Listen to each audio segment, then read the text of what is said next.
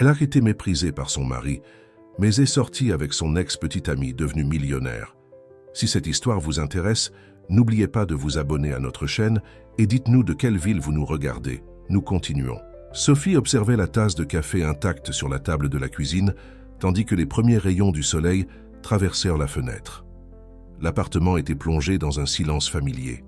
Ce genre de quiétude qui était devenue sa compagne, constante ces 3 dernières années. Thomas, son mari, était déjà parti travailler comme toujours, sans lui dire au revoir. La routine était connue. Il partait avant l'aube et rentrait tard le soir, quand elle s'était déjà retirée dans la chambre d'amis. Un choix silencieux qu'elle avait fait il y a des mois, sans qu'il ne s'en inquiète. Les murs de l'appartement gardèrent les histoires de renoncement que Sophie collectionnait comme les pages d'un journal jamais écrit. Les études de gastronomie interrompues en dernière année, les rencontres avec ses amis de plus en plus rares, les visites à sa famille réduites aux occasions spéciales. Tout cela avait été progressivement élagué, comme un jardin qu'on laisse mourir par manque d'attention. Ce matin-là, quelque chose était différent. Peut-être était-ce le poids supplémentaire du silence ou la façon dont la lumière entrait par la fenêtre. Mais Sophie sentait que cette journée annonçait un changement. Ses yeux parcoururent la cuisine impeccable, son dernier refuge, où elle se permettait encore de créer, d'expérimenter des recettes, même si Thomas ne les goûtait jamais. Là, entre sucre et farine, elle trouvait encore des fragments de la femme qu'elle avait été autrefois. L'horloge indiquait 8h47 quand elle entendit le bruit inattendu d'une clé tournant dans la serrure. Thomas ne rentrait jamais à cette heure-ci. Son cœur s'accéléra non d'anticipation, mais d'un pressentiment qu'elle ne savait nommer. Il entra dans la cuisine d'un pas mesuré, le costume parfaitement ajusté, portant une mallette en cuir qu'elle n'avait jamais vue auparavant. Dire un mot. Thomas posa la mallette sur la table et en sortit une enveloppe brune. Le geste était mécanique, comme s'il était dans l'une de ses réunions d'affaires. Sophie observa l'enveloppe glisser sur la surface de la table jusqu'à s'arrêter devant elle. Ses doigts tremblèrent légèrement en la touchant, mais son esprit était étrangement calme. « Ce sont les papiers du divorce », déclara-t-il, avec la même intonation qu'il aurait utilisée pour parler de la météo. « Tout est déjà réglé avec les avocats. Tu n'as qu'à signer. » Sophie ouvrit l'enveloppe avec une sérénité qui la surprit. Les pages étaient organisées avec des post-it jaunes indiquant où elle devait signer. Typique de Thomas, toujours pratique, toujours efficace. Pendant qu'elle lisait les documents, les souvenirs des 3 dernières années défilaient dans son esprit comme un film au ralenti. Le mariage précipité, les premières déceptions, les tentatives frustrées de construire une véritable connexion les nuits vides. Elle prit le stylo qu'il lui tendait et sans hésiter, signa chaque page marquée. Chaque signature était comme si elle défaisait un nœud qui l'étouffait depuis si longtemps. Quand elle eut terminé, elle rendit les papiers à Thomas d'un geste doux, presque aimable. « Tu as jusqu'à la fin de la semaine pour récupérer tes affaires », l'informa-t-il, rangeant les documents dans la mallette. « J'ai laissé un chèque, avec une somme suffisante pour que tu puisses t'installer ailleurs. » Sophie acquiesça toujours en silence. Thomas ajusta sa cravate, un geste nerveux qu'elle reconnaissait depuis l'époque de leur fiançailles, et marcha vers la porte. Avant de sortir, il s'arrêta un moment, comme s'il voulait dire quelque chose d'autre. Mais fidèle à sa nature, il inclina simplement légèrement la tête en guise d'adieu et partit. Le bruit de la porte qui se fermait résonna dans l'appartement. Sophie resta assise, regardant la tasse de café maintenant froide. Ses mains ne tremblaient plus. Pour la première fois depuis longtemps, elle sentait quelque chose de différent grandir dans sa poitrine. Ce n'était pas de la douleur, ni de la colère, ni même de la tristesse. C'était une sensation de légèreté, comme si elle avait été libérée d'une prison qu'elle avait elle-même aidé à construire. Le petit appartement dans le quartier du Marais ne faisait que 45 mètres carrés, mais pour Sophie, il représentait un univers de possibilités. Après avoir récupéré ses effets personnels, quelques vêtements, des livres de recettes hérités de sa grand-mère et son équipement de base de pâtisserie, elle déménagea sans regarder en arrière. Le chèque que Thomas avait laissé restait intact dans son sac. Elle avait décidé de ne pas utiliser cet argent. Elle préférait recommencer avec ses propres économies, gardées secrètement pendant les années de mariage. Le déménagement eut lieu un jeudi pluvieux. Sophie observait les gouttes ruisseler sur la fenêtre de son nouveau foyer, tout en organisant la petite cuisine. Chaque ustensile trouvait sa place avec une précision chirurgicale. Batteur, moule, tamis, comme les pièces d'un puzzle qui commençait à prendre sens. L'arôme de vanille imprégnait déjà l'air. Elle avait tenu à préparer un gâteau dès son arrivée, comme pour marquer son territoire, transformer cet espace impersonnel en quelque chose à elle. Ce fut pendant cette organisation que le premier vertige la frappa. Sophie dut s'appuyer sur le comptoir de la cuisine, respirant profondément, tandis que le monde tournait légèrement autour d'elle. Elle attribua ce malaise au stress des derniers jours, au changement brusque dans sa vie. Mais une petite voix, insistante dans son esprit, murmurait une autre possibilité, une qu'elle n'était pas encore prête à envisager. Les jours suivants furent faits d'adaptation et de découvertes. Sophie reprit contact avec d'anciennes amies, se surprenant de la facilité avec laquelle ses appels furent accueillis, comme si le temps n'avait pas passé. Lucie, sa meilleure amie des années d'études, fut la première à lui rendre visite dans son nouvel appartement. « Cet endroit te ressemble », commenta Lucie, assise à la petite table de la cuisine, dégustant un cupcake tout juste sorti du four. Chaleureux, plein de personnalité, totalement différent de ce manoir froid où tu vivais. Sophie sourit, mais son sourire vacilla quand une autre vague de vertige la frappa. Lucie remarqua immédiatement le changement dans son expression. « C'est déjà la 3e fois que ça t'arrive depuis que je suis arrivée, » observa Lucie, inquiète. « Et ne me sors pas cette histoire de stress. Ça fait combien de retard ?» La question frappa Sophie comme un coup de poing dans l'estomac. Elle avait évité de faire les calculs, mais maintenant, forcée d'y penser, la réalité s'imposait. 6 semaines. Elle avait 6 semaines de retard. « J'ai acheté un test », annonça Lucie, sortant une petite boîte de son sac. « J'imaginais que tu serais trop occupée à te réinventer pour y penser. » Sophie prit le test avec des mains tremblantes. 15 minutes plus tard, assise dans la petite salle de bain de son nouvel appartement, elle fixait le résultat positif avec un mélange complexe d'émotions.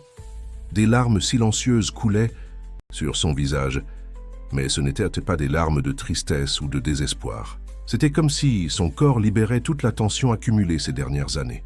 « Qu'est-ce que tu vas faire ?» demanda doucement Lucie, assise à côté d'elle sur le sol de la salle de bain. Sophie respira profondément, essuyant les larmes avec le dos de ses mains.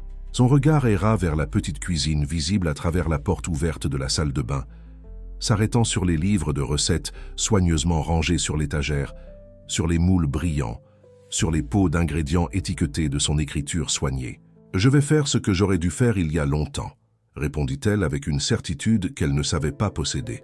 « Je vais réaliser mon rêve.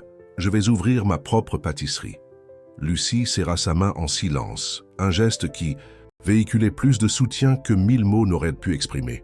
À travers la fenêtre, le soleil de l'après-midi commençait à se coucher, peignant le ciel de teintes rosées. Sophie posa la main sur son ventre encore plat, sentant un courant d'énergie parcourir son corps. Ce n'était pas la fin qu'elle imaginait pour son mariage, mais c'était peut-être exactement le début dont elle avait besoin pour sa vie. L'arôme sucré de vanille et de cannelle emplissait le petit espace qui, après 2 mois de rénovation, s'était enfin transformé en les délices de Sophie.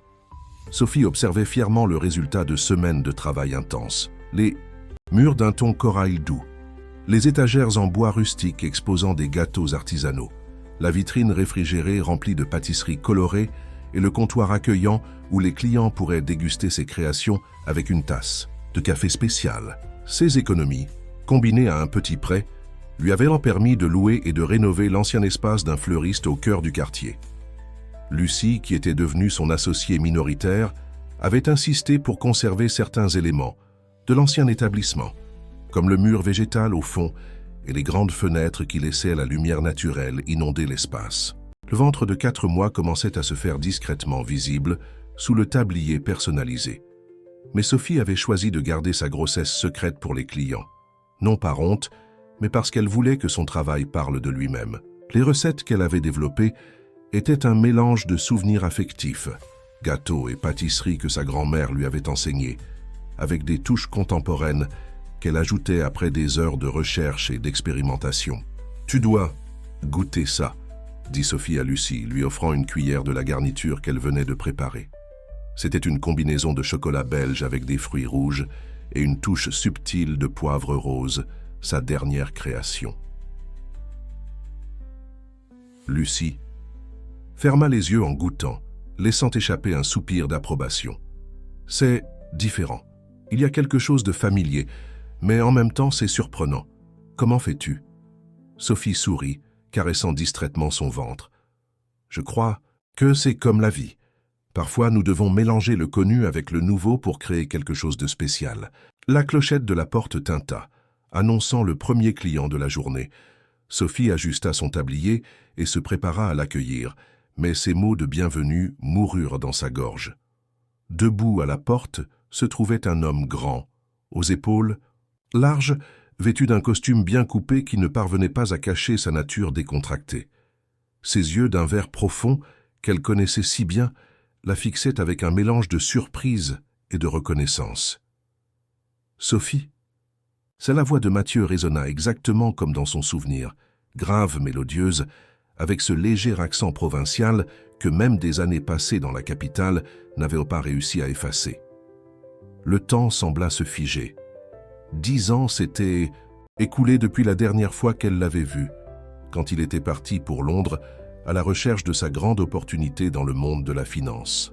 À l'époque, ils étaient trop jeunes, remplis de rêves différents qui pointèrent dans des directions opposées. La rupture, bien que douloureuse, avait semblé la seule option sensée. Mathieu, parvint-elle enfin à dire, sa voix plus ferme. Qu'elle ne l'espérait. Quelle surprise!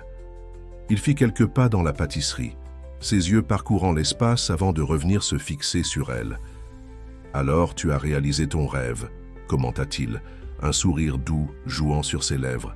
« J'ai toujours su qu'un jour tu aurais ton propre endroit. » Lucie, percevant l'intensité du moment, se retira discrètement vers la cuisine, les laissant seuls dans la salle principale.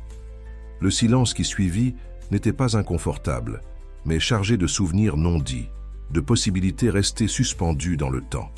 « Qu'est-ce qui te ramène ?»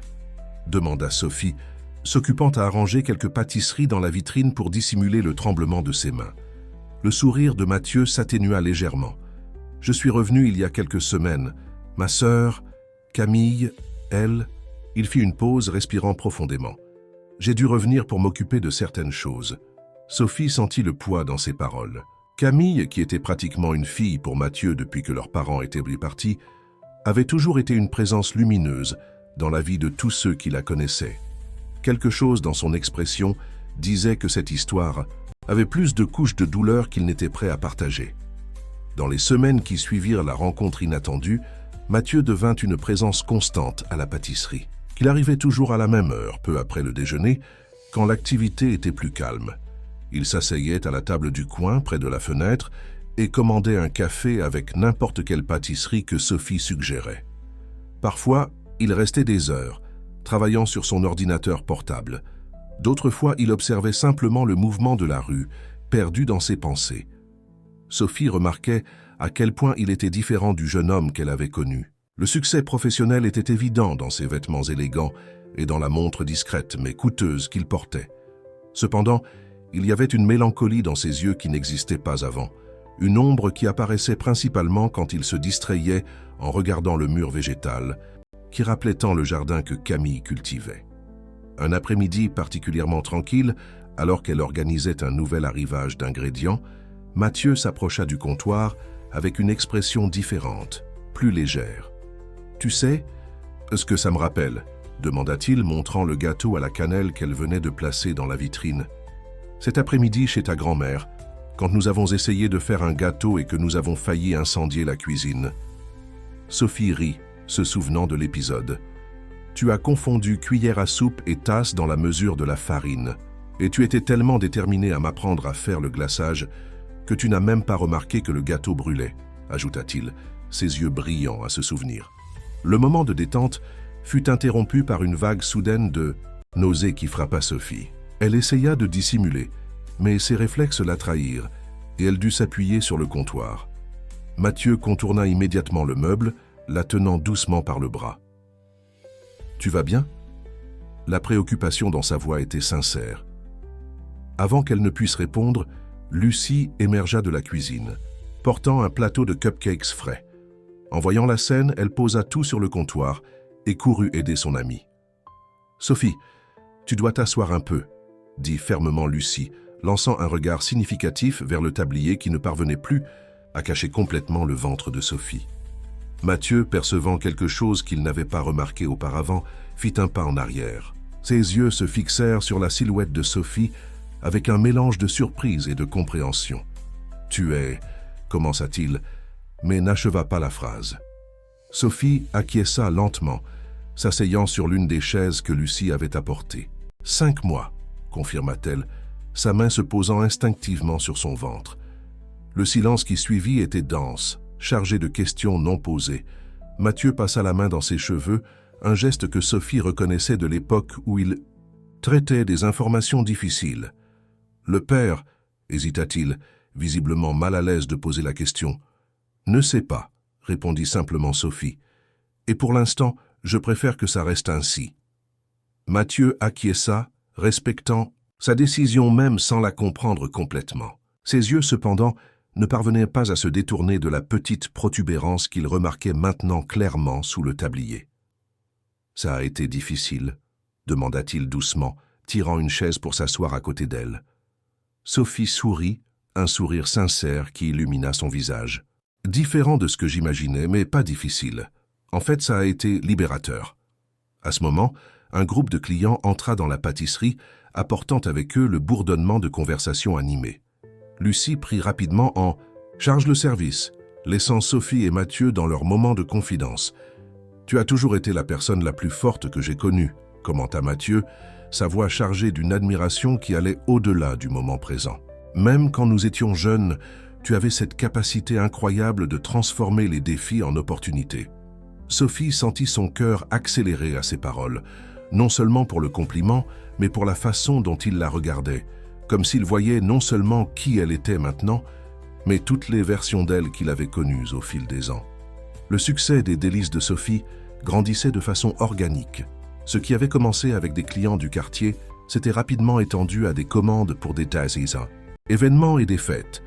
Sophie développa une ligne spéciale de pâtisserie fonctionnelle, pensant aux femmes enceintes comme elle, qui voulaient satisfaire leur envie de sucrer sans compromettre leur santé. Cette décision s'avéra être un avantage inattendu, attirant une clientèle fidèle et spécifique.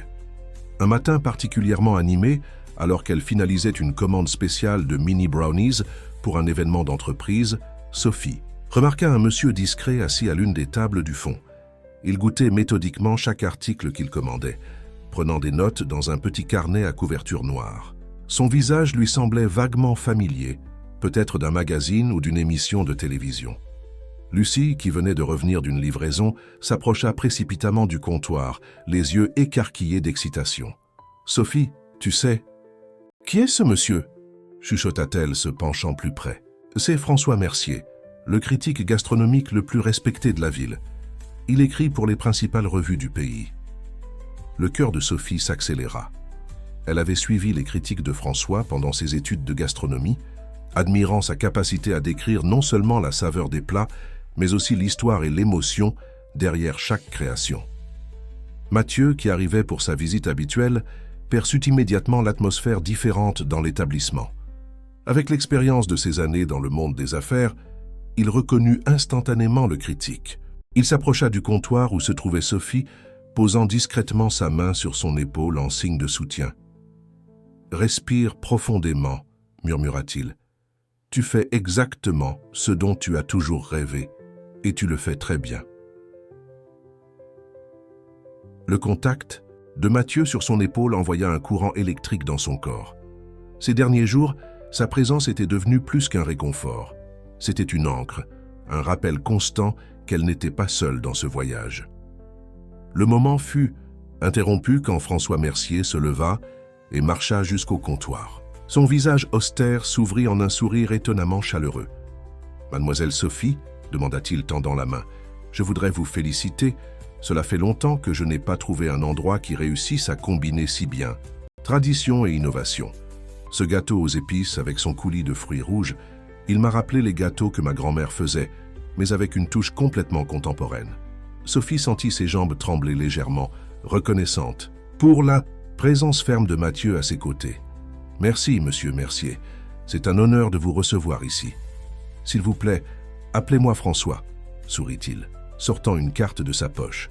J'aimerais faire quelques commandes spéciales pour des événements que j'organise. Et si vous me le permettez, j'ai l'intention d'écrire sur cet endroit charmant dans ma prochaine chronique. Quand le critique prit congé, Sophie dut s'asseoir. L'émotion, combinée à la fatigue de la grossesse, la laissa momentanément sans souffle. Mathieu lui apporta immédiatement un verre d'eau, tandis que Lucie dansait pratiquement de joie dans la pâtisserie. « C'est incroyable, Sophie !» s'exclama Lucie. « Une critique de François Mercier peut tout changer. » Sophie acquiesça, digérant encore ce qui venait de se passer. Son regard rencontra celui de Mathieu, qui l'observait avec une expression qui mêlait fierté, et quelque chose d'autre, quelque chose qu'elle n'était pas encore prête à nommer. « Je crois que nous devons célébrer, » suggéra-t-il, ses yeux brillants. « Que dirais-tu d'un dîner ? Je connais un endroit tranquille, avec une vue incroyable sur la ville. » L'invitation flotta dans l'air, chargée de possibilités. Sophie sentit son cœur s'accélérer à nouveau, mais pour des raisons complètement différentes. Avant qu'elle ne puisse répondre, la porte de la pâtisserie s'ouvrit et une silhouette familière entra, faisant geler le sang dans ses veines. Thomas était debout à l'entrée, son regard alternant entre elles, son ventre maintenant visible, et Mathieu à ses côtés. L'air dans la pièce devint soudainement lourd, chargé de tensions non résolues et de mots non dits. Le silence qui s'installa dans la pâtisserie était presque palpable. Lucie, percevant la tension, commença discrètement à congédier les quelques clients qui étaient encore présents. Retournant la petite pancarte de la porte vers fermée, Mathieu resta aux côtés de Sophie, sa présence une forteresse silencieuse. Thomas fit quelques pas dans l'établissement, ses yeux fixés sur le ventre de Sophie. Son visage, normalement impassible, montrait un mélange d'émotions qu'elle n'avait jamais vu auparavant. « Combien de temps ?» demanda-t-il, sa voix contrôlée, mais avec une note de tension sous-jacente. Sophie se redressa sur sa chaise, une main protégeant instinctivement son ventre. 5 mois et demi. Le calcul était simple, l'enfant avait été conçu pendant le mariage. Thomas ferma les yeux un moment, traitant l'information. Quand il les rouvrit, son regard était différent, presque vulnérable.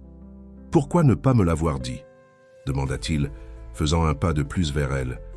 Mathieu se tendit visiblement, mais Sophie toucha légèrement son bras, une demande silencieuse pour qu'il la laisse gérer la situation.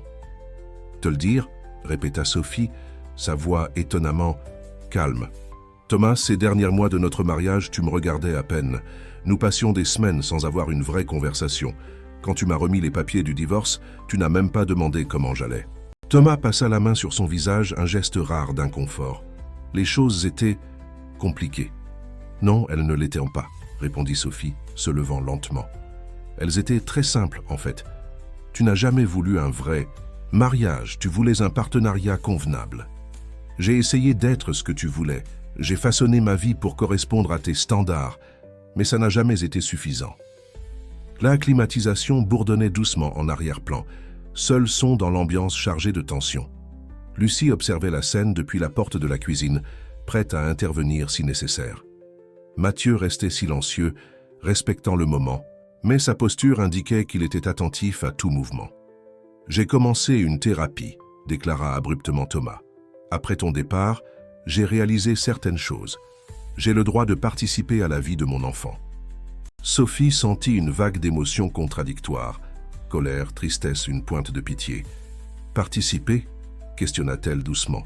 « Comme tu as participé à notre mariage ? En apparaissant quand ça te convient, en maintenant une distance émotionnelle, en traitant tout comme une obligation à remplir ?» Thomas fit un pas en arrière, comme s'il avait reçu un coup physique. Ses yeux parcoururent l'environnement de la pâtisserie, remarquant pour la première fois les détails. Les photographies au mur, les arrangements soigneux dans les vitrines, l'arôme accueillant de cannelle et de vanille. « Tu as construit tout ça toute seule », constata-t-il, une touche d'admiration involontaire dans sa voix. « Non », corrigea Sophie, un petit sourire se dessinant sur ses lèvres. « Pas seule. J'ai construit avec des personnes qui s'en soucient vraiment, qui sont présentes non par obligation mais par choix. » Son regard rencontra celui de Mathieu un instant et quelque chose passa entre eux, une compréhension mutuelle, une reconnaissance silencieuse de sentiments qui commençaient à fleurir. Thomas perçut l'échange de regards et son visage se ferma à nouveau. Il sortit une carte de sa poche et la posa sur le comptoir. « Mon avocat te contactera pour discuter. C'est des termes de la garde partagée. » Avant qu'il ne puisse se retourner pour partir, Sophie fit un pas en avant. « Thomas, appela-t-elle, sa voix ferme. Tu peux participer à la vie de cet enfant, mais ce sera selon mes conditions. Je ne permettrai pas qu'elle grandisse en se sentant invisible ou inadéquate, comme je me suis senti pendant notre mariage. » Un muscle frémit dans la mâchoire de Thomas, mais il acquiesça brièvement avant de sortir. La clochette de la porte tinta à son départ, et Sophie sentit ses jambes faiblir. Mathieu la soutint immédiatement, la guidant vers la chaise. La critique de François Mercier fut publiée un dimanche, occupant 2 pages entières du cahier gastronomique du journal le plus important de la ville. Le texte, élégant et sensible, ne se contentait pas de louer les saveurs et la technique des créations de Sophie, mais captait aussi l'essence du lieu. Il y a des établissements qui servent des pâtisseries et il y a des lieux qui servent des souvenirs sucrés. Les délices de Sophie appartiennent à la seconde catégorie. Chaque création raconte une histoire, chaque saveur éveille un souvenir. L'impact fut immédiat.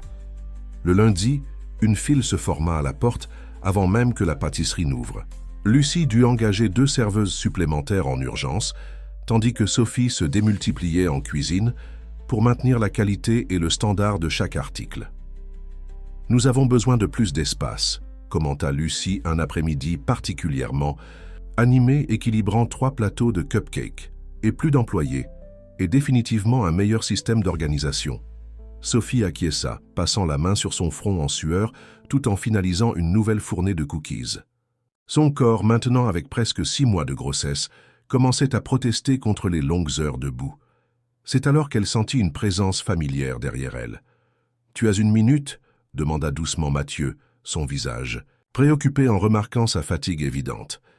Elle le suivit jusqu'à la petite salle au fond qui servait de bureau improvisé. Mathieu portait un dossier de documents et avait cette expression qu'elle connaissait bien de leur jeunesse, la même qu'il faisait quand il avait une idée qu'il ne pouvait contenir. « J'ai une proposition », commença-t-il, ouvrant le dossier. « Sur la table. En fait, j'en ai 2. D'abord, je veux aider à professionnaliser la gestion de la pâtisserie. Je peux mettre en place des systèmes, former l'équipe, établir des processus, sans rien facturer, bien sûr. Ce serait ma contribution à l'entreprise. » Sophie s'assit, sentant le bébé bouger comme s'il était aussi intéressé par la conversation. « Et la seconde proposition ?» Mathieu hésita un moment, ses yeux verts fixés sur les siens.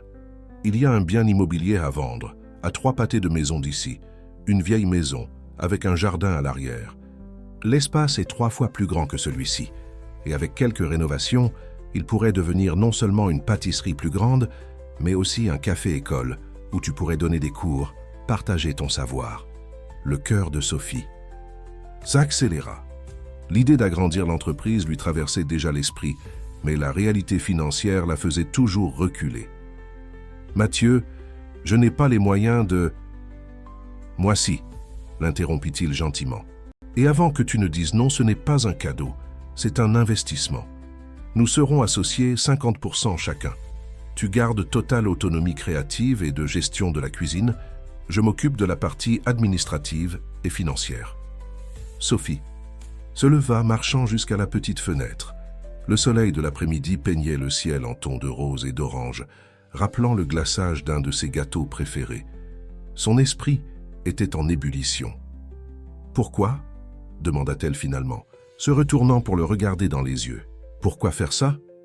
Mathieu se leva aussi, s'approchant d'elle à pas mesurés. « Parce que je crois en toi, j'ai toujours cru, et parce que... » Il fit une pause, comme s'il choisissait soigneusement ses mots. « Parce que depuis que je suis revenu, depuis que je t'ai retrouvé, je sens que je suis enfin à ma place. » L'air entre eux se chargea d'électricité. Sophie pouvait sentir la chaleur émanant du corps de Mathieu, si proche du sien. Pendant un moment, ce fut comme si les 10 années qui les avaient séparés n'avaient jamais existé. Et il y a autre chose, continua Mathieu, sa voix plus douce.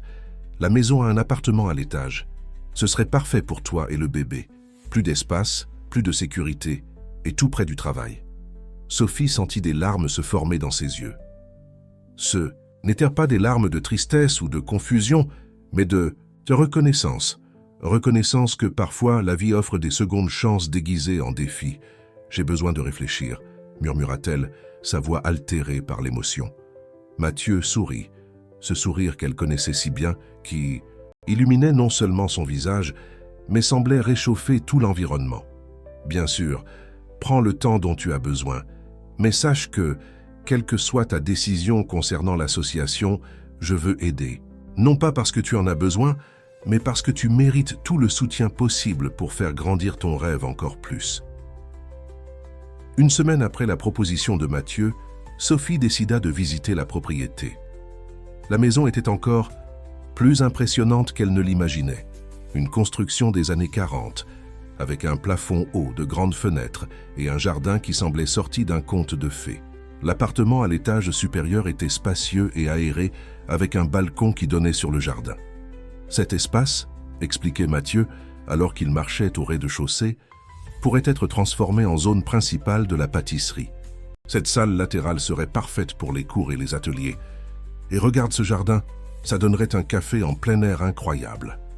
Sophie observait tout avec des yeux rêveurs, visualisant déjà les possibilités. Son cœur battait rapidement, non seulement par l'excitation du projet, mais par la façon dont Mathieu parlait de l'avenir, un avenir qui, de plus en plus, semblait les inclure tous les deux. « Qu'est-il arrivé à Camille ?» demanda-t-elle, doucement, quand ils s'assirent sur un banc dans le jardin. La question planait entre eux depuis des semaines, et Sophie sentait que c'était le bon moment pour mieux comprendre la douleur qui parfois assombrissait les yeux de Mathieu. Mathieu resta silencieux un moment, ses doigts jouant distraitement avec une feuille tombée. C'était un accident vasculaire, complètement inattendu. Elle allait si bien, elle venait de terminer ses études de médecine, elle avait toute la vie devant elle. Sophie couvrit la main de Mathieu avec la sienne, sentant comme il tremblait légèrement. « J'étais à Londres quand c'est arrivé, continua-t-il, sa voix étouffée. Je n'ai pas pu arriver à temps pour lui dire au revoir. Après ça, je ne pouvais plus rester là-bas. Chaque endroit me rappelait que je n'étais pas ici quand elle a eu le plus besoin de moi. Ce n'était pas ta faute, chuchota Sophie, serrant sa main. Je sais, rationnellement je sais, mais ça fait encore mal. Camille était plus que ma sœur, elle était ma meilleure amie, ma confidente. C'est elle qui m'a encouragé à revenir, tu sais. Dans nos dernières conversations, elle disait toujours que je semblais incomplet, que j'avais laissé quelque chose d'important derrière moi. » Leurs regards se croisèrent, et Sophie sentit son cœur manquer un battement. À ce moment, le bébé donna un coup particulièrement fort, lui faisant pousser une petite exclamation de surprise. « Qu'est-ce qu'il y a ?» demanda Mathieu, inquiet. En réponse, elle prit sa main et la posa sur son ventre. Pendant quelques secondes, rien ne se passa. Puis le bébé bougea à nouveau, comme pour saluer ce contact. Le visage de Mathieu s'illumina d'un sourire d'émerveillement.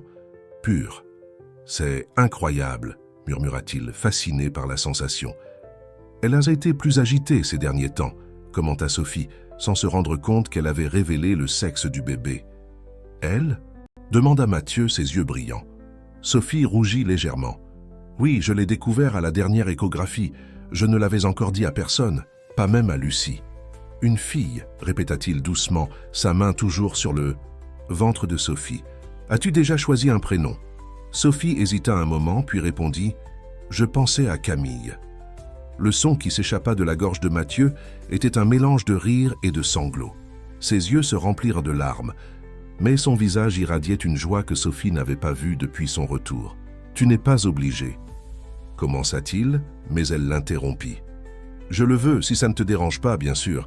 Camille a toujours été un prénom spécial pour moi, et maintenant, maintenant il a une signification encore plus profonde. » Mathieu la regarda avec une intensité qui fit battre son cœur plus fort. Lentement, comme s'il demandait la permission, il se pencha vers elle. Sophie ferma les yeux, sentant son souffle de plus en plus proche. Le moment fut interrompu par la sonnerie stridente d'un téléphone portable. Sophie et Mathieu s'écartèrent et brusquement, le charme du moment brisé par l'intrusion du monde extérieur. C'était le téléphone de Sophie, le cabinet d'avocat de Thomas. « Allô ?» Sophie répondit, sa voix encore tremblante de l'intensité du moment précédent. La voix de l'autre côté de la ligne était professionnelle et directe. L'avocat voulait fixer une réunion pour discuter des termes de la garde partagée.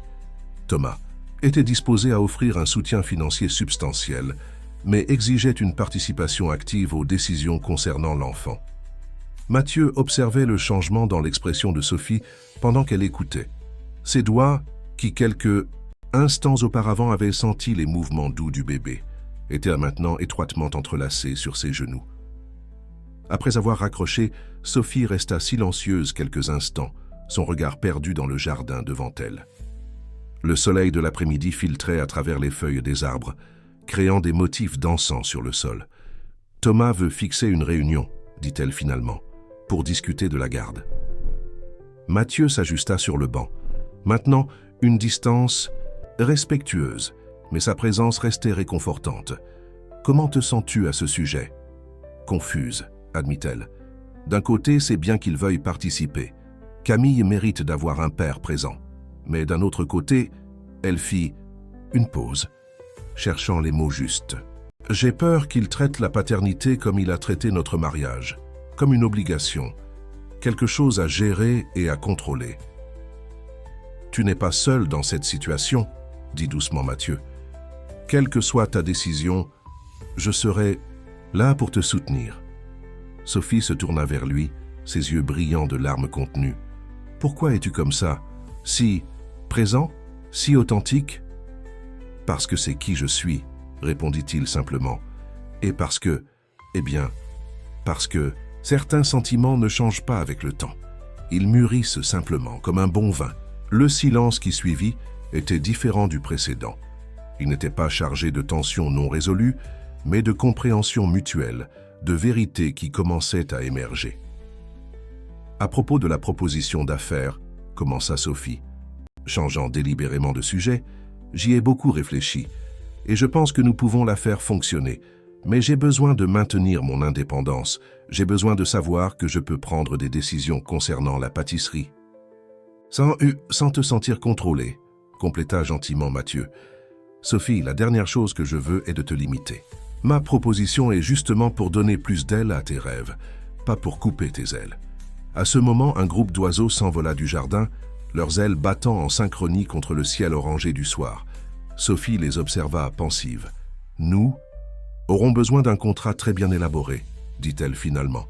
« Quelque chose qui protège tous les concernés. »« Bien sûr, » acquiesça Mathieu. « Nous pouvons chercher un avocat indépendant, quelqu'un qui s'occupe exclusivement de nos intérêts commerciaux. » Sophie acquiesça, puis se leva du banc, marchant jusqu'à un vieux rosier qui poussait dans un coin du jardin. Ses fleurs, bien qu'un peu sauvages par manque de soins, exhibaient encore un rose délicat et vibrant. « Tu sais ce qui m'enchante le plus dans cet endroit ?» demanda-t-elle, touchant doucement l'une des roses. « Le potentiel. C'est comme si je pouvais sentir toutes les possibilités, toutes les histoires qui vont encore se dérouler ici. » Mathieu la rejoignit, maintenant une distance respectueuse, mais sa présence était comme un champ magnétique, l'attirant subtilement.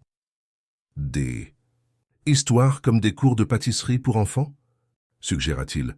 « Ou des après-midi de thé dans le jardin, des mariages intimes. » Tout cela, Sophie sourit, son visage s'illuminant avec l'enthousiasme des possibilités. Et plus encore, nous pourrions avoir un espace pour des événements spéciaux, des ateliers thématiques. Tu imagines comme ce jardin serait décoré pour une baby shower. Leurs yeux se rencontrèrent à nouveau. Et cette fois, il y avait quelque chose de différent dans l'air. Pas seulement la chimie qui avait toujours existé entre eux, mais une promesse d'avenir, de rêve partagé. La réunion avec les avocats fut fixée pour un jeudi pluvieux. Sophie arriva au cabinet élégant du centre-ville sentant le poids du moment. Lucie avait insisté pour l'accompagner, mais elle préféra affronter cela seule, ou presque seule. La petite Camille bougeait dans son ventre, comme pour lui. Rappeler qu'elle ne serait jamais vraiment seule. Thomas était déjà dans la salle de réunion, accompagné de son avocat. Quelque chose dans sa posture était différent, moins rigide, plus humain. Il se leva quand Sophie entra, tirant une chaise pour qu'elle s'assoie. « Tu vas bien ?» demanda-t-il, et pour la première fois depuis des années, il semblait sincèrement s'intéresser par la réponse. « Oui », répondit-elle simplement, s'installant dans la chaise. La réunion se déroula de façon étonnamment civilisée. Thomas présenta sa proposition.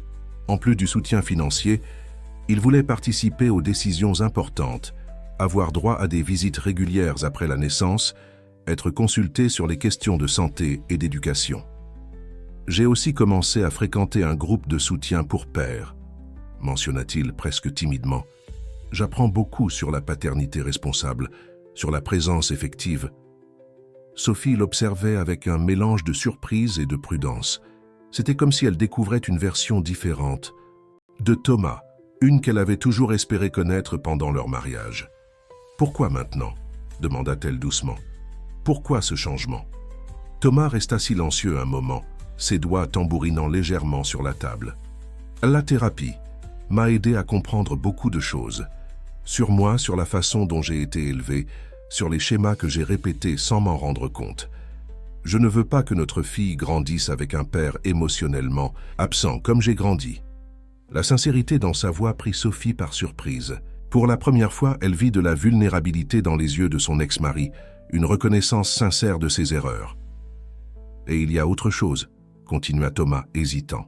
« Je t'ai vu l'autre jour à la pâtisserie, avec cet homme. »« Mathieu », compléta Sophie. « Oui, Mathieu, j'ai vu comment il te regarde, comment vous interagissez. C'est différent, c'est réel. C'est le genre de connexion que je n'ai jamais su construire, dont je n'ai jamais compris l'importance. Mais maintenant, je comprends. Et je veux être meilleur, pas pour toi, mais pour notre fille. » Sophie sentit des larmes se former dans ses yeux. Ce n'étaient pas des larmes de tristesse ou de regret, mais de soulagement. Soulagement de voir que certaines personnes peuvent vraiment changer, peuvent grandir. « Camille, dit-elle doucement. « Comment ? Son nom, j'ai choisi Camille. » Thomas sourit légèrement. « C'est un joli nom, fort. » La réunion continua avec des discussions pratiques sur les accords et les documents, mais quelque chose avait changé dans l'atmosphère. Une tension ancienne. S'était dissipée, remplacée par une compréhension mutuelle, un respect renouvelé. Quand elle sortit du cabinet, la pluie avait fait une trêve. Sophie respira profondément, l'air pur qui suit une tempête. Son téléphone vibra. C'était un message de Mathieu. « Comment ça s'est passé ? Tu veux de la compagnie ?» Un sourire involontaire apparut sur ses lèvres. Elle était sur le point de répondre quand elle remarqua un mouvement familier dans son ventre.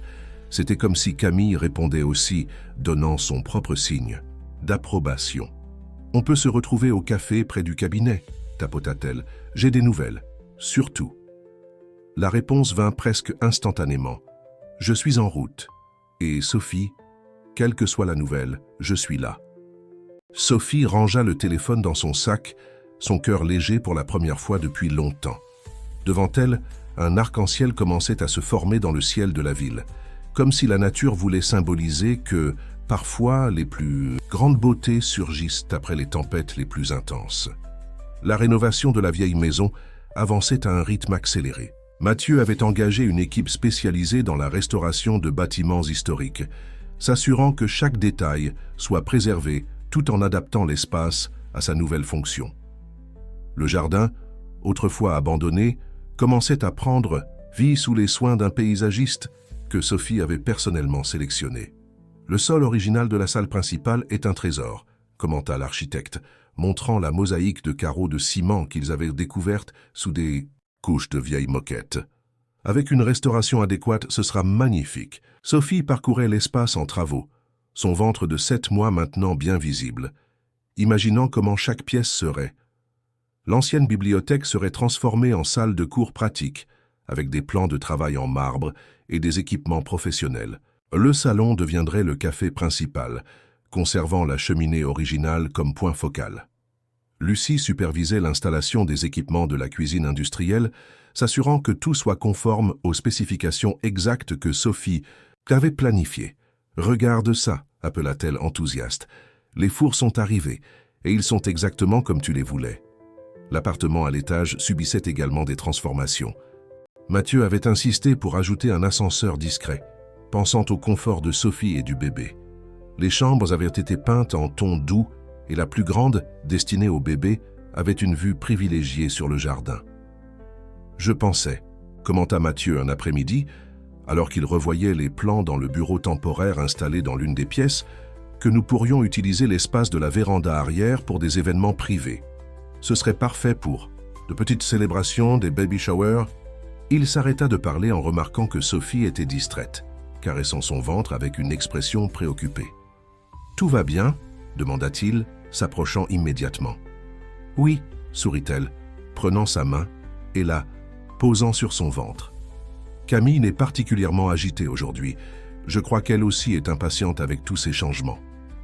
Le contact se prolongea plus que nécessaire, leurs regards se croisant avec une intensité qui devenait de plus en plus fréquente. Depuis cet après-midi dans le jardin, quelque chose avait changé entre eux. C'était comme s'ils avaient silencieusement convenu de laisser les sentiments grandir naturellement, sans précipitation. J'ai reçu une proposition de franchise aujourd'hui, commenta Sophie, brisant doucement le moment. Une chaîne d'hôtels de luxe veut nos desserts dans tous leurs restaurants. Et qu'en penses-tu ? demanda Mathieu, s'asseyant à côté d'elle. Je ne sais pas. C'est tentant, financièrement parlant. Mais j'ai peur de perdre l'essence de ce que nous avons construit. Chaque pâtisserie que je fais a une histoire, une touche personnelle. Comment maintenir cela dans une production à grande échelle ? Mathieu sourit, ce sourire qui faisait toujours que le cœur de Sophie manquait un battement. C'est pour ça que tu es spécial, tu sais. Beaucoup d'entrepreneurs ne penseraient qu'aux chiffres, mais toi, tu penses à l'âme de l'entreprise. Un bruit dans le chantier attira leur attention. Le maître d'œuvre était arrivé avec des nouvelles sur la restauration du jardin d'hiver, un espace que Sophie prévoyait de transformer en salon pour des thés d'après-midi spéciaux. Nous avons trouvé quelque chose d'intéressant pendant le nettoyage du toit, commenta l'homme, remettant à Sophie un petit objet enveloppé dans un morceau de tissu. C'était une ancienne boîte à musique, délicatement travaillée en bois et métal. Malgré les années, le mécanisme fonctionnait encore, jouant une mélodie douce qui remplit l'espace.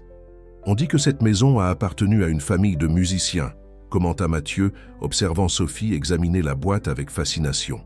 Peut-être pourrions-nous incorporer cela d'une manière ou d'une autre au concept du lieu. Je sais, s'exclama Sophie, ses yeux brillants avec cette lumière qui apparaissait toujours quand elle avait une nouvelle idée. Nous pouvons avoir un thème musical pour nos créations. Chaque ligne de pâtisserie inspirée par un style différent de musique. Imagine, la ligne classique avec des desserts élégants et raffinés.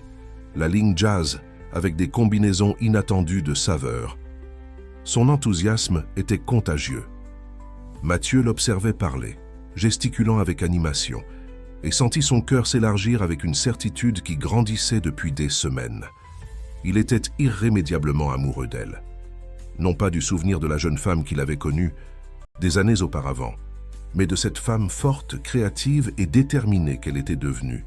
L'inauguration des nouveaux délices de Sophie était prévue pour dans 3 semaines, coïncidant avec le début du printemps. Sophie, maintenant enceinte de 8 mois, coordonnait les préparatifs avec un mélange d'enthousiasme et d'anxiété. Le menu musical, comme elle avait commencé à appeler sa nouvelle ligne de création, était presque complet. « Goûte ça », demanda-t-elle à Lucie, offrant une cuillère d'une nouvelle recette. « C'est ce que j'appelle sonate au chocolat. Chocolat noir avec des notes d'orange et une touche de fleur de sel. » Lucie ferma les yeux en goûtant, laissant échapper un soupir d'approbation. « Sophie, c'est comme une symphonie dans la bouche.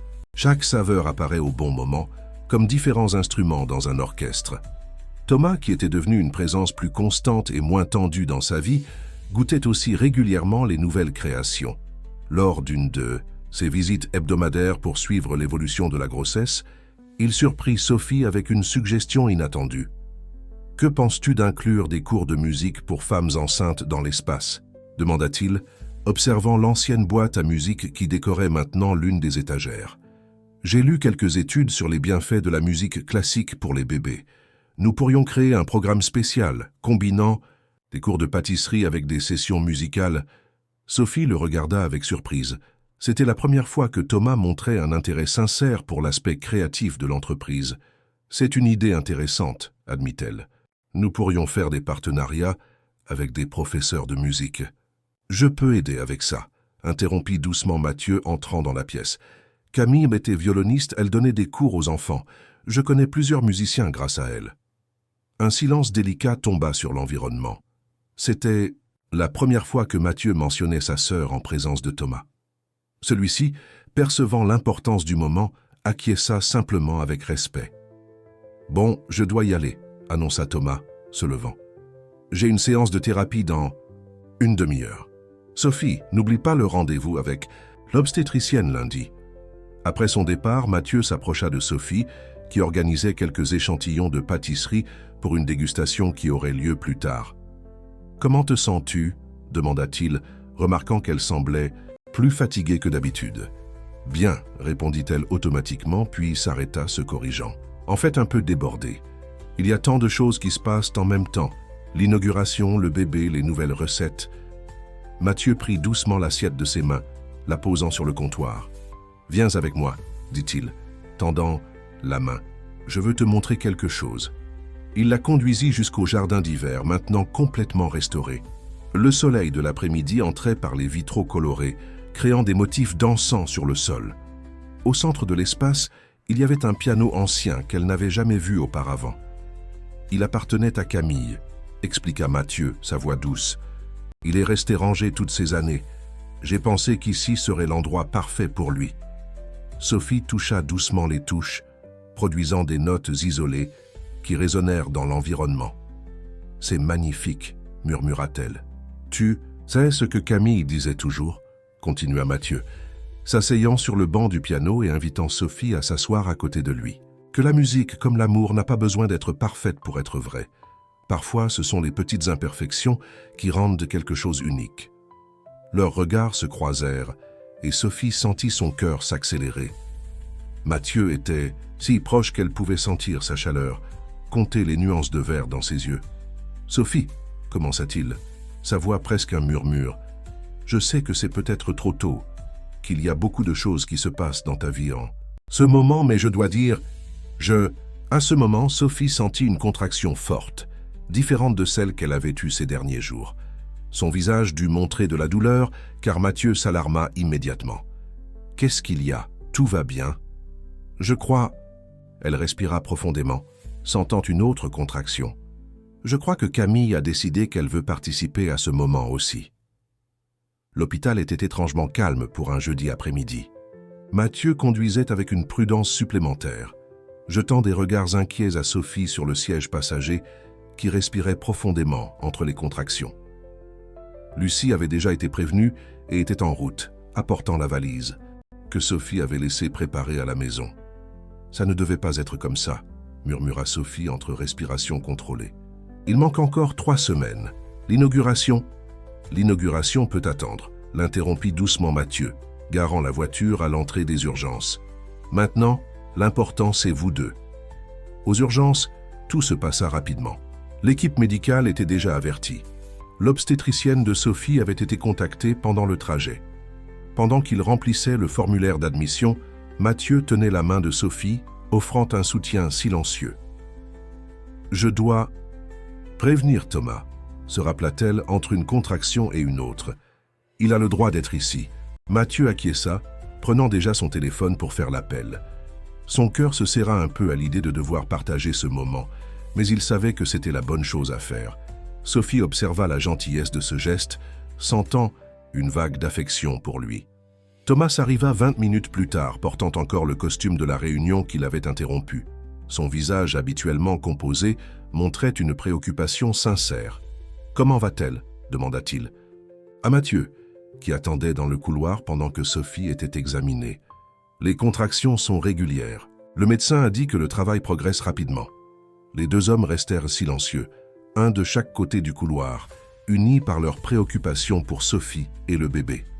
Lucie arriva peu après, apportant non seulement la valise, mais aussi un petit ours en peluche qu'elle avait acheté à la boutique de l'hôpital. Les heures suivantes furent comme des montagnes russes émotionnelles. Sophie alternait entre des moments de force surprenante et de vulnérabilité touchante. Dans un moment particulièrement intense, elle tint les mains de Mathieu et Thomas, un de chaque côté du lit. « Vous deux, » dit-elle, entre respirations haletantes, « vous devez me promettre une chose. Peu importe ce qui arrive, Camille mérite de nous avoir tous en harmonie dans sa vie. Vous promettez ?» Les 2 hommes échangèrent un regard par-dessus le lit, des années de tension non résolues cédant la place à une compréhension mutuelle. « Nous, promettons », répondirent-ils à l'unisson. L'accouchement en lui-même fut rapide et intense, Camille vint au monde à 19h43 avec un cri fort qui remplit la salle d'une joie indescriptible. Elle était petite, mais en bonne santé, avec une quantité surprenante de cheveux foncés et des traits délicats qui rappelaient en Sophie. « Elle est parfaite », murmura Sophie, des larmes coulant sur son visage, tandis qu'elle tenait sa fille pour la première fois. Thomas, qui avait la permission d'être présent au moment de la naissance en tant que père, était visiblement ému. C'était comme si, à cet instant, toutes les couches de froideur qu'il avait construites au fil des ans fondaient devant la petite vie qu'il avait aidé à créer. De l'autre côté de la salle, Mathieu attendait anxieusement avec Lucie. Quand l'infirmière sortit finalement pour donner des nouvelles, elle le trouva faisant les 100 pas, le visage mêlant inquiétude et attente. « Elles vont bien », sourit l'infirmière. « La mère et le bébé sont en parfaite santé. » Lucie serra Mathieu dans ses bras, qui laissa échapper un soupir de soulagement qu'il ne savait même pas retenir. Son cœur était partagé entre la joie pour la naissance de Camille et un sentiment doux amer, la conscience que, techniquement, il n'était rien de plus qu'un ami de la famille à ce moment. Quand ils furent enfin autorisés à entrer dans la chambre, ils trouvèrent Sophie adossée au lit, avec Camille dans les bras. Thomas était assis sur une chaise proche, observant sa fille avec une expression de révérence. « Vous voulez rencontrer la marraine ?» demanda Sophie dès qu'elle vit Lucie qui commença immédiatement à pleurer. Puis ses yeux rencontrèrent ceux de Mathieu. « Et toi, tu veux la tenir ?» Le moment où Mathieu prit Camille dans ses bras fut magique. Le bébé, qui était légèrement agité, se calma instantanément dans ses bras. Il l'observait avec un mélange d'amour et d'émerveillement, comme s'il tenait le plus précieux des trésors. Les premiers jours après la naissance de Camille furent un tourbillon d'émotions et d'adaptation. Sophie et le bébé sortirent de l'hôpital 2 jours plus tard, et la décision de l'endroit où elles iraient généra une discussion étonnamment amicale entre tous les concernés. « L'appartement au-dessus de la pâtisserie n'est pas encore totalement prêt », argumenta Lucie préoccupée. « Elle peut rester chez moi », offrit Thomas. « J'ai une chambre d'amis préparée et j'ai engagé une infirmière pour aider. » Mais ce fut Mathieu qui présenta la solution que tous finirent par considérer comme la meilleure. « La maison de ma famille à Saint-Germain-en-Laye est vide. Elle est spacieuse et entièrement meublée. Elle est à 10 minutes de la pâtisserie et a un jardin merveilleux. Vous pouvez y rester jusqu'à ce que l'appartement soit prêt. » Sophie le regarda avec gratitude. La maison des parents de Mathieu, où ils avaient passé tant de moments heureux dans leur jeunesse, était parfaite. Elle avait suffisamment d'espace pour tous ceux qui voulaient aider, y compris Lucie et la mère de Sophie, qui viendraient passer quelques semaines avec eux. Les jours se transformèrent en une routine délicate. Thomas apparaissait tous les matins avant le travail pour voir Camille, apportant souvent le petit déjeuner pour tous. Sa transformation était visible. L'homme rigide et contrôlant cédait la place à un père attentionné qui ne se souciait pas d'avoir sa cravate tachée de lait ou de faire des grimaces pour arracher des sourires à sa fille. Mathieu, quant à lui, partageait son temps entre superviser les travaux finaux de la pâtisserie et être présent pour Sophie et Camille. Parfois, il arrivait en fin d'après-midi juste pour s'asseoir dans le jardin avec le bébé dans les bras, lui racontant des histoires sur sa tante homonyme. Un de ces après-midi, alors que Sophie allaitait Camille dans l'ancien fauteuil à bascule de la véranda, Mathieu apparut avec des nouvelles sur la pâtisserie. « Les travaux sont pratiquement terminés », annonça-t-il, s'asseyant sur le banc proche. « Et tu ne vas pas le croire, ce critique gastronomique, François Mercier, a appelé pour demander s'il pouvait faire la couverture de l'inauguration pour un magazine national. » Sophie sourit, ajustant Camille dans ses bras. « On dirait que nos mondes s'alignent, n'est-ce pas ?»« Les nôtres ?» demanda doucement Mathieu, son cœur s'accélérant au choix de mots de Sophie. Sophie rougit légèrement, mais maintint son regard ferme. « Voyez les nôtres, Mathieu, ces dernières semaines. T'avoir ici de la façon dont tu as été. Cela signifie beaucoup pour moi. » La lumière de fin d'après-midi peignait le ciel en tons de rose et d'or, créant une atmosphère presque magique dans le jardin. Camille s'était endormie dans les bras de sa mère, sa respiration douce créant une mélodie propre. « Tu sais, » continua Sophie, sa voix basse pour ne pas réveiller le bébé, « quand j'ai découvert la grossesse, j'avais tellement peur. Pas du bébé en soi, mais de comment j'affronterais tout ça seul. Et puis tu es apparu comme si l'univers savait exactement ce dont j'avais besoin. Mathieu se leva, s'approchant pour caresser doucement la tête de Camille. Ses doigts effleurèrent légèrement le bras de Sophie dans le processus, envoyant des frissons sur sa peau. « Ce n'était pas une coïncidence, murmura-t-il. Ce jour-là, quand je suis entré dans ta pâtisserie, j'étais perdu, Sophie. Après avoir perdu Camille, rien n'avait de sens. Mais te voir là, forte, déterminée, suivant tes rêves, c'était comme trouver le chemin de la maison. » Leurs regards se croisèrent, chargés d'émotions contenues et de promesses non dites. Sophie sentit son cœur s'accélérer, comme cela arrivait toujours quand il était proche. « Et maintenant ?» demanda-t-elle, sa voix dépassant à peine un murmure. « Où ce chemin nous mène-t-il » Mathieu s'agenouilla à côté du fauteuil, sa bascule, ses yeux au niveau des siens. « Où tu veux aller ? Je ne suis pas pressé, Sophie. Nous pouvons construire cela à notre rythme, au rythme dont toi et Camille avez besoin. » Le jour de l'inauguration des nouveaux délices de Sophie se leva avec un soleil radieux. Le jardin, maintenant complètement restauré, était décoré avec des arrangements de fleurs fraîches en ton pastel. La vieille maison n'avait jamais semblé si vivante, avec ses fenêtres ouvertes laissant entrer la brise douce du printemps. Sophie, avec Camille dans les bras, supervisait les derniers. Détail, le bébé, maintenant âgé de 6 semaines, était vêtu d'une délicate robe rose, cadeau de Lucie. Dans la cuisine, l'équipe nouvellement engagée travaillait en synchronie, préparant les créations qui seraient servies à la fête d'inauguration. Le bal. « Piano est accordé », annonça Mathieu entrant dans le salon principal, « et les musiciens viennent d'arriver pour la répétition. » Sophie sourit, observant comme il s'approcha naturellement pour caresser Camille, qui ouvrit immédiatement un sourire édenté en le reconnaissant. C'était impressionnant comme le bébé réagissait à sa présence, comme s'ils avaient une connexion spéciale depuis le premier moment. « J'ai du mal à croire que nous sommes arrivés jusqu'ici », commenta Sophie, regardant autour d'elle. L'espace était magnifique. Les murs au ton doux étaient décorés de photographies en noir et blanc qui racontaient l'histoire de la maison, intercalées avec des images des créations de la pâtisserie. Le jardin d'hiver s'était transformé en un élégant salon de thé avec le piano de Camille occupant une place de choix. « Crois-y », sourit Mathieu, arrangeant une mèche de cheveux qui s'échappait du chignon élégant de Sophie. « Tu mérites chaque moment de cela. » Thomas arriva peu après, portant un immense arrangement d'orchidées. « Pour porter chance, dit-il, plaçant les fleurs sur le comptoir principal. Sa présence, qui auparavant aurait causé de la tension, était maintenant accueillie avec naturel. Les séances de thérapie et le rôle de père avaient vraiment transformé quelque chose en lui. À mesure que l'heure de l'inauguration approchait, la nervosité de Sophie augmentait.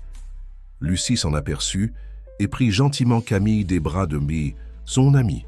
« Va te préparer, insista-t-elle. Je m'occupe de cette princesse. » Dans l'appartement supérieur, maintenant complètement meublé et décoré, Sophie se préparait avec soin. Elle choisit une robe bleu clair qui combinait élégance et praticité. Après tout, elle allaitait encore. Quand elle eut fini de s'habiller, elle trouva Mathieu qui l'attendait en haut de l'escalier. « Tu es magnifique », dit-il simplement, ses yeux brillants d'admiration. Avant que Sophie ne puisse répondre, ils entendirent le son du piano venant de l'étage inférieur. Quelqu'un jouait une mélodie douce, presque familière. Mathieu la reconnut immédiatement. C'était l'une des musiques préférées de sa sœur Camille. « Les musiciens doivent faire le test de son », commenta Sophie, remarquant l'émotion dans ses yeux. Mathieu secoua légèrement la tête. « Non, ce toucher, je le connais bien, c'est Thomas. » Surprise, Sophie descendit les escaliers avec Mathieu. En effet, Thomas était au piano, ses doigts glissant sur les touches avec une habileté inattendue. Camille, dans les bras de Lucie, semblait hypnotisée par la musique. « Je ne savais pas que tu jouais », commenta Sophie quand il eut terminé. Thomas fit un sourire timide. « J'ai pris des cours pendant des années, mais j'ai arrêté quand j'ai commencé à travailler. Récemment, j'ai recommencé à pratiquer. Ma thérapeute a suggéré que ce serait une bonne forme d'expression. » Le moment fut interrompu par l'arrivée des premiers invités. L'inauguration commençait officiellement. François Mercier arriva ponctuellement, accompagné d'une équipe de photographes du magazine. Le critique semblait enchanté par la transformation de l'espace. « Extraordinaire », commenta-t-il, goûtant l'une des pâtisseries de la nouvelle ligne musicale. Chaque saveur raconte vraiment une histoire, évoque une émotion différente. Et cet espace, La combinaison d'histoire, de musique et de gastronomie est simplement parfaite. L'événement coulait comme une symphonie bien exécutée. Les invités transitaient entre le jardin et les salons, goûtant les créations, appréciant la musique en direct, découvrant chaque coin de l'espace. Sophie circulait entre les groupes, recevant des compliments et partageant l'histoire derrière chaque recette. Dans l'épisode 2, un moment plus tranquille, elle se retrouva seule avec Mathieu dans le jardin d'hiver. Le soleil couchant traversait les vitraux, créant un kaléidoscope de couleurs sur le sol de marbre restauré. « J'ai quelque chose pour toi, » dit-il, sortant une petite boîte de sa poche. Sophie regarda la petite boîte dans les mains de Mathieu, son cœur s'accélérant avec l'anticipation. Ce n'était pas un écrin à bijoux comme elle l'avait d'abord pensé, mais quelque chose de différent, plus ancien. « J'ai trouvé cela parmi les affaires de Camille », expliqua-t-il, ouvrant délicatement la boîte. À l'intérieur se trouvait une délicate chaîne en argent avec un pendentif en forme de note de musique. C'était à notre mère. Camille disait toujours qu'un jour elle la donnerait à quelqu'un de spécial, quelqu'un qui comprendrait que la vie est comme une musique, parfois joyeuse, parfois mélancolique, mais toujours belle dans sa complexité. D'une main tremblante, Sophie toucha le pendentif. « Mathieu, je ne peux pas. »« Si, tu peux, » l'interrompit-il doucement. « Tu as ramené la musique dans ma vie, Sophie. Pas seulement par le nom de ta fille, mais par qui tu es, parce que tu as construit ici. Cet endroit, c'est comme une mélodie qui était perdue et qui a finalement retrouvé son chemin. » Des larmes silencieuses coulaient sur le visage de Sophie, tandis que Mathieu plaçait le collier autour de son cou. Le moment était intime, chargé de significations qui allaient au-delà des mots. « Il y a encore une chose, » continua-t-il, sa voix maintenant plus douce. « Quelque chose que je veux te dire depuis des semaines, mais le moment ne semblait jamais être le bon. » Il fut interrompu par Lucie qui entra précipitamment dans le jardin d'hiver. « Sophie, tu dois voir ça. » Dans le salon principal, une petite foule se réunissait autour du piano. Thomas était de nouveau à l'instrument, mais cette fois il n'était pas seul. Camille, dans les bras d'une des invitées, venait de faire son premier rire, un son cristallin qui remplit l'espace de joie. « C'était quand il a commencé à jouer, » expliqua l'invité, ému. Elle a simplement éclaté de rire. Sophie courut pour prendre sa fille, qui continuait à sourire, ses petits yeux brillants d'une joie pure et contagieuse. Thomas jouait doucement, clairement ému par la réaction de sa fille à sa musique. Mathieu observait la scène avec le cœur débordant d'amour. Voir Sophie avec Camille dans les bras, entourée par la musique et par la joie qu'elle-même avait créée dans cet espace, c'était comme être témoin d'un petit miracle. François Mercier, qui assistait également au moment, fit une note dans son petit carnet. « Ça, » murmura-t-il à son photographe, « c'est la véritable essence du lieu. Ce ne sont pas seulement les pâtisseries ou la décoration, c'est l'âme, l'histoire, la musique qui résonne dans chaque coin. » L'événement continua jusque tard dans la nuit, mais ce moment resta gravé dans la mémoire de tous les présents. La vieille maison, qui avait abrité tant d'histoires, pulsait maintenant avec une nouvelle vie, une nouvelle mélodie. Plus tard, quand les derniers invités étaient déjà partis, Sophie trouva Mathieu seul dans le jardin. Il était assis, sur l'ancien banc en bois, regardant les étoiles qui commençaient à apparaître dans le ciel velouté.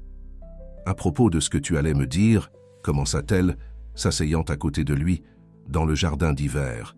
Mathieu se tourna vers elle, ses yeux reflétant la lueur douce des lumières du jardin. « Je crois que tu le sais déjà, » sourit-il, « mais je veux le dire quand même. Sophie, je... » À ce moment, Camille commença à pleurer à l'intérieur, son cri musical résonnant dans la maison. Sophie sourit, reconnaissant l'heure de la dernière tétée de la journée. « Je ne vais nulle part, » chuchota Mathieu, serrant doucement sa main.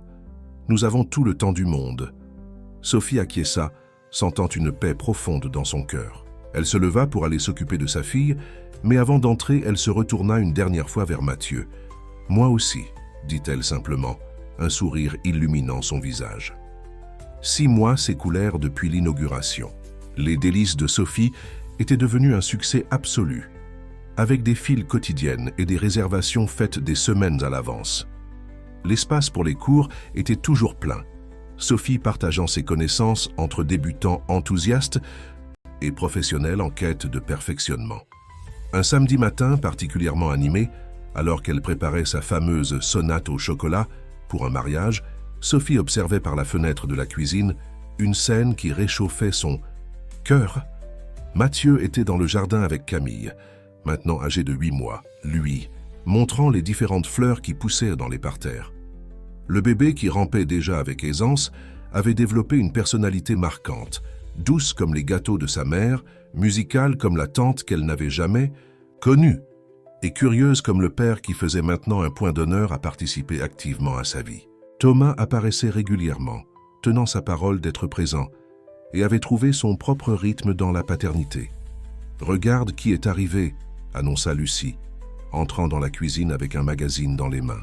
L'article de François Mercier est enfin sorti. Sophie s'essuya les mains sur son tablier et prit le magazine. Le reportage occupait 6 pages, avec de superbes photos de l'espace et des pâtisseries. Mais ce qui attira le plus son attention fut le titre « Symphonie de saveurs », comment une histoire de recommencement a transformé la douleur en douceur. « Il a tout raconté », commenta Lucie, lisant par-dessus l'épaule de Sophie. « L'histoire du mariage, la grossesse, la transformation de l'espace, mais d'une manière si belle, si respectueuse. » Sophie acquiesça, émue. Le texte de François captait parfaitement l'essence de ce qu'elle avait construit, pas seulement une pâtisserie, mais un espace de transformation et de guérison à travers les saveurs et la musique. Mathieu entra dans la cuisine avec Camille dans les bras, la petite tenant une marguerite qu'elle avait cueillie dans le jardin. « Regarde ce que ta fille a découvert aujourd'hui, » sourit-il, montrant comment le bébé essayait de mettre la fleur dans sa propre bouche. « Non, non, mon amour, » rit Sophie, prenant sa fille dans ses bras. « Les fleurs sont à regarder, pas à manger.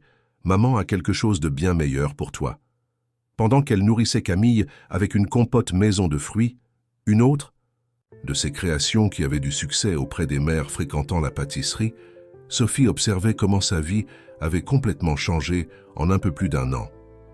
L'appartement au-dessus de la pâtisserie était devenu un véritable foyer. Les murs, autrefois vides, exhibaient maintenant des photos de moments précieux. Camille, lors de son premier bain, son premier sourire, la première fois qu'elle avait rampé. Il y avait aussi des photos de l'inauguration, de cours spéciaux, et une particulièrement spéciale, une vieille photo de Camille, la sœur de Mathieu, jouant du violon, qui occupait maintenant une place d'honneur à côté du piano. « J'ai une surprise pour toi », commenta Mathieu tout en aidant à nettoyer la cuisine après que la dernière fournée du jour soit sortie du four. « En fait, c'est pour nous tous. » Sophie leva un sourcil curieuse. Ces derniers mois, elle avait appris que les surprises de Mathieu étaient toujours spéciales. « Tu te souviens de cette proposition de franchise que tu as reçue, celle de la chaîne d'hôtels ?» continua-t-il. « Eh bien, j'ai parlé avec eux. Au lieu d'une franchise traditionnelle, j'ai proposé quelque chose de différent. Des ateliers exclusifs. Tu donnerais des cours spéciaux dans les hôtels, partageant non seulement des recettes, mais toute la philosophie derrière tes créations. » « Des ateliers ?» répéta Sophie, intéressée. « Oui, ce seraient des événements spéciaux, quelques fois par an. Et le meilleur, nous pourrions en faire une expérience familiale. Camille et moi irions avec toi, transformant chaque voyage en une nouvelle aventure. » Le cœur de Sophie s'accéléra à cette perspective. C'était une solution parfaite. Cela lui permettrait d'étendre son travail sans perdre l'essence de ce qu'elle avait créé et maintiendrait la famille unie. Le premier anniversaire de Camille fut célébré dans le jardin de la pâtisserie par un après-midi doré du printemps. L'espace était décoré de fleurs fraîches et de ballons au ton pastel, et le piano jouait doucement en arrière-plan. Thomas et Mathieu avaient préparé un duo spécial pour l'occasion. Sophie observait la scène avec le cœur débordant de joie. Sa fille, portant une robe qui était une réplique miniature de celle qu'elle-même avait portée à l'inauguration, enchantait tout le monde avec ses petits pas encore incertains et son sourire lumineux. Lucie courait derrière elle avec un appareil photo, essayant de capturer chaque moment précieux. « Elle est tout comme toi », commenta la mère de Sophie, qui était venue spécialement pour la célébration. « Elle a le même éclat dans les yeux quand elle sourit. » La fête était intimiste, seulement avec des personnes vraiment spéciales. François Mercier était là, maintenant non plus comme critique, mais comme ami de la famille. Quelques employés de la pâtisserie, qui étaient devenus partie essentielle de cette histoire, participaient également à la célébration. Quand vint l'heure du gâteau, une création spéciale que Sophie avait préparée avec tout son amour, tous se réunirent pour chanter joyeux anniversaire. Camille, dans les bras de Mathieu, battait, des mains avec animation, son petit visage illuminé par la lumière des bougies. « Fais un vœu », chuchota Mathieu à l'oreille de Sophie, tandis qu'elle se préparait à aider sa fille à souffler les bougies. Sophie sourit, regardant autour d'elle. Que pouvait-elle demander de plus? Elle avait une fille en bonne santé et heureuse, une entreprise prospère qui était véritablement la réalisation de son rêve, des amis loyaux et un amour qui avait grandi naturellement, comme une fleur qui trouve le moment juste pour s'épanouir. Après que les invités commencèrent à se disperser, Mathieu demanda l'attention de tous ceux qui restaient encore. Thomas, qui était au piano, commença à jouer une mélodie douce, la même qui jouait le jour où Camille avait fait son premier rire. « Il y a 1 an, commença Mathieu, sa voix chargée d'émotion, nous célébrions l'inauguration de cet espace. Ce jour-là, j'avais quelque chose d'important à dire, mais le moment n'était pas le bon. Aujourd'hui, regardant tout ce que nous avons vécu, la famille que nous avons construite, je sais que je ne pourrai pas attendre plus longtemps. Sophie, continua-t-il, tandis que Lucie prenait discrètement Camille de ses bras, tu as transformé ma vie d'une manière que je n'aurais jamais imaginé possible. Tu as ramené la musique dans mon monde quand tout était silencieux. Tu m'as montré que le véritable amour ne concerne pas seulement les grands moments, mais toutes les petites choses que nous construisons ensemble jour après jour. » Sophie sentait des larmes couler sur son visage, mais ne fit aucun geste pour les essuyer. Son cœur battait si fort qu'il semblait vouloir accompagner la mélodie que Thomas jouait en arrière-plan. « Je ne demande pas à être le père de Camille, » poursuivit Mathieu, « parce que c'est quelque chose qui s'est produit naturellement, à son propre rythme.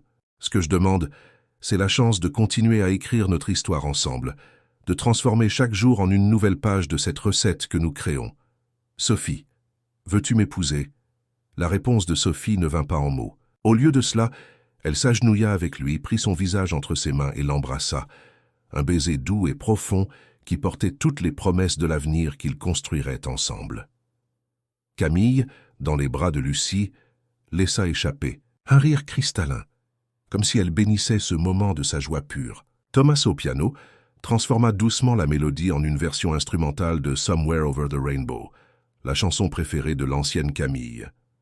Et ainsi, dans ce jardin qui avait été témoin de tant de transformations, sous un ciel qui commençait à se peindre des couleurs du coucher de soleil, une nouvelle histoire commençait.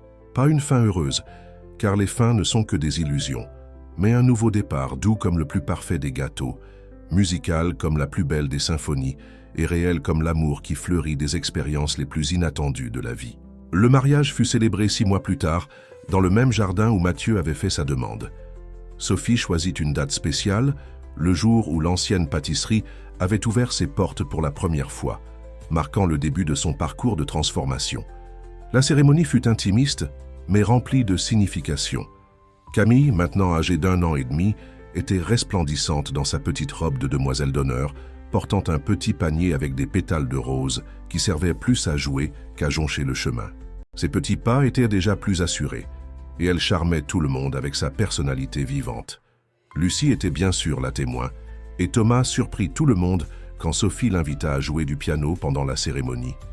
Il avait composé une musique spécialement pour l'occasion, une mélodie douce qui mélangeait des éléments classiques avec des touches contemporaines, tout comme l'histoire d'amour qui était célébrée. « Quelque chose me dit que Camille là-haut sourit maintenant », chuchota Mathieu à Sophie pendant l'échange des alliances, ses yeux brillants de larmes contenues. Le buffet fut entièrement préparé par l'équipe de la pâtisserie, suivant les recettes spéciales de Sophie. Le gâteau de mariage était une œuvre d'art en soi, 5 étages de pur amour, chaque couche représentant une phase différente de leur histoire. La base avait la saveur de la première pâtisserie que Sophie avait créée dans sa pâtisserie. Le 2e étage rappelait les saveurs préférées de l'ancienne Camille. Le 3e célébrait la naissance de la petite Camille. Le 4e rendait hommage au jour de l'inauguration de la nouvelle maison. Et le sommet, une création spéciale que Sophie avait gardée spécialement pour ce moment. Une combinaison délicate de vanille, avec des fruits rouges et une touche d'épices, symbolisant l'union parfaite entre le doux et l'inattendu. François Mercier, maintenant un ami proche de la famille, ne put résister. et fit une petite couverture de l'événement pour sa chronique. « Il y a des occasions, écrivit-il, où la vie imite l'art de la pâtisserie. Comme un dessert parfaitement élaboré, certains amours ont besoin de temps, de soin et de la mesure exacte de chaque ingrédient pour atteindre leur pointe idéale. » Pendant la fête, alors que les invités se délectaient des créations spéciales et que la musique remplissait l'air, Sophie et Mathieu dansaient doucement au centre du jardin. Camille jouait près d'eux, surveillée de près par Lucie et Tomé, qui avait développé une amitié respectueuse basée sur l'amour pour la petite. « Tu sais que j'ai reçu une proposition intéressante aujourd'hui » commenta Sophie, sa tête reposant sur l'épaule de Mathieu. « Vraiment ? Raconte-moi, répondit-il curieux. « Une maison d'édition veut que j'écrive un livre, pas seulement de recettes, mais toute l'histoire. Comment j'ai transformé la douleur en douceur, comment j'ai reconstruit ma vie à travers la pâtisserie. Ils pensent que cela pourrait inspirer d'autres personnes. » Mathieu sourit, la faisant tourner doucement au son de la musique. « Et qu'en penses-tu ? » « Je pense qu'il est temps de partager notre histoire, de montrer que parfois, les fins ne sont que de nouveaux débuts déguisés, que le bonheur peut avoir des saveurs différentes de ce que nous avions initialement imaginé. » À ce moment, Camille courut vers eux, ses petits bras tendus demandant à être portés. Mathieu la prit, l'intégrant à la danse. Tous les trois tournaient maintenant ensemble, riant, créant un souvenir précieux de plus dans ce jardin qui avait été témoin de tant de transformations. 1 an après le mariage, les délices de Sophie s'étaient transformées en un véritable empire de douceur et de musique. Les ateliers dans les hôtels de luxe avaient tant de succès qu'il y avait une liste d'attente. Sophie voyageait avec Mathieu et Camille, transformant chaque destination en une nouvelle aventure familiale. Par un après-midi particulièrement chargé, alors qu'elle préparait une nouvelle recette en développement, Sophie observait sa fille de 2 ans et demi assise au piano avec Thomas. C'était le jour de visite du père, et il enseignait patiemment à la petite les notes de base. Camille, avec sa nature musicale, absorbait chaque leçon avec enthousiasme. « Maman, regarde !» appela Camille avec enthousiasme, jouant une séquence simple de notes qu'elle venait d'apprendre. Mathieu, qui organisait la comptabilité à une table proche, leva les yeux avec un sourire fier. La scène était un portrait parfait de ce qu'ils avaient construit, une famille non conventionnelle, unie par l'amour et le respect mutuel. Le livre de Sophie avait été publié 3 mois auparavant et en était déjà à sa 2e édition. Symphonie de sucre n'était pas seulement un livre de recettes, mais un témoignage de comment la vie peut nous surprendre avec ses propres recettes de bonheur. « J'ai une nouvelle », annonça Sophie pendant le dîner ce soir-là, après que Camille fut déjà endormie. Mathieu remarqua quelque chose de différent dans son sourire, une lueur spéciale dans ses yeux. « Tu es ?» demanda-t-il, son cœur s'accélérant à cette possibilité. Sophie acquiesça, des larmes de joie brillant dans ses yeux. « Enceinte, je l'ai découvert ce matin. » Mathieu la serra fort, son cœur débordant de bonheur. « Camille va adorer avoir un petit frère ou une petite sœur, chuchota-t-il. « En fait, sourit Sophie, je crois qu'elle le sait déjà. Plutôt, aujourd'hui, pendant que je préparais les pâtisseries, elle a posé sa main sur mon ventre et a dit « Il y a de la musique là-dedans, maman. » C'est à ce moment-là que j'ai décidé de faire le test. La nouvelle fut accueillie avec joie par tous. Lucie commençait déjà à planifier une baby shower thématique. Thomas s'offrit pour composer une musique spéciale pour le nouveau membre de la famille. Et François Mercier plaisanta en disant qu'il devrait ajouter un nouveau chapitre au livre. Cette nuit-là, allongée dans le lit avec Mathieu, Sophie réfléchissait à comment la vie avait changé. La douleur du passé n'avait pas simplement disparu. Elle s'était transformée comme des ingrédients qui, combinés dans la bonne mesure, créent quelque chose de nouveau et de spécial. « À quoi penses-tu » demanda doucement Mathieu, sa main reposant sur le ventre encore plat de Sophie. « Ah, comme la vie est drôle » répondit-elle. « Il y a 3 ans, quand j'ai signé ces papiers de divorce, j'ai pensé que c'était la fin. Je ne savais pas que c'était juste le premier ingrédient. D'une recette bien plus spéciale. » Mathieu sourit, comprenant parfaitement ce qu'elle voulait dire. « Et quel est le secret de cette recette ?»« L'amour, bien sûr, » répondit Sophie, se blottissant plus près de lui. « Mais pas cet amour des contes de fées. L'amour réel qui grandit lentement, qui apprend des erreurs, qui accepte les imperfections, comme une pâte à gâteau qui a besoin du temps juste pour lever. Dehors, la nuit était sereine. Par la fenêtre ouverte entrait la brise douce qui apportait le parfum des fleurs du jardin. Dans la chambre voisine, Camille dormait tranquillement, rêvant peut-être des nouvelles mélodies qu'elle avait apprises. Et là, dans ce moment parfait, Sophie sut qu'elle avait trouvé sa propre recette du bonheur, non pas dans les livres de cuisine, mais dans le courage de recommencer,